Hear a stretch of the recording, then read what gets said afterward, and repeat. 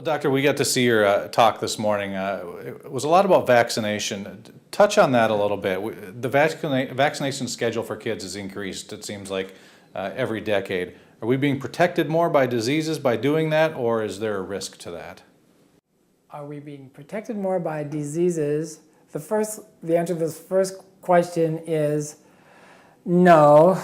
I should have brought my book in here with me, but you can get a close-up of it. But that's really the point of that whole book, that I show sources, mainstream epidemiological sources that show how the majority of diseases were over 95% gone by the time the vaccines came out on the market. So then the manufacturers of the vaccine and the medical association, they took credit for that, even though it was a case of true herd immunity. Herd immunity is how long it takes for a disease to burn its way through a population. For example, bubonic plague, killed like 10% of Europe during the 1300s or whatever, and then we had the smallpox phenomenon in the 1800s as well. And so it's like, this is the diametrically opposite definition of herd immunity that is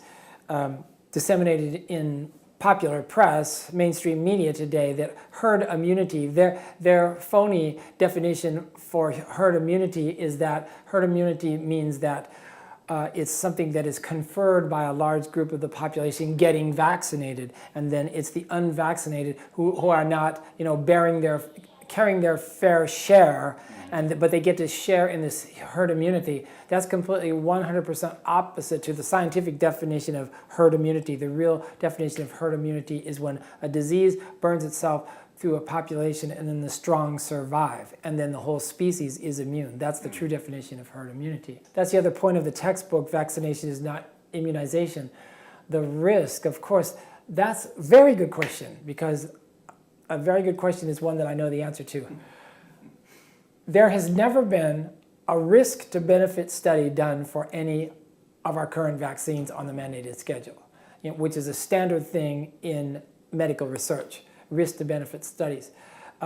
When you consider the ingredients in vaccines, which includes not only the man-made attenuated mutation of the naturally occurring bacteria or virus, that's bad enough. But then when you talk about the other ingredients like excipients, adjuvants, and preservatives, then you're talking about something that is extremely risky, but those studies are never done.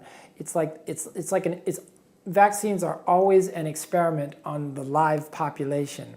Like the mandated schedule, for example, it was 40 vaccines in the 90s.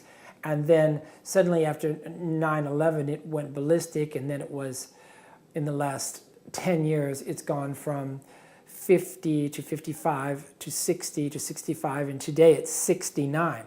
So no, the vaccines are not tested in classical risk to benefit studies. Worse than that, though, is another point that, you ask any medical doctor this, any pediatrician, and their face will go blank, and they'll be deer in the headlights, and they won't be able to answer it. Here's the point.